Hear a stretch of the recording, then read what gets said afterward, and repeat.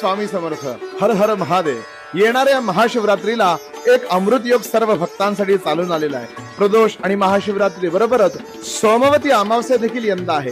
जी अमावस्या सोमवारी येते त्या अमावस्येला सोमवती अमावस्या असं म्हणतात.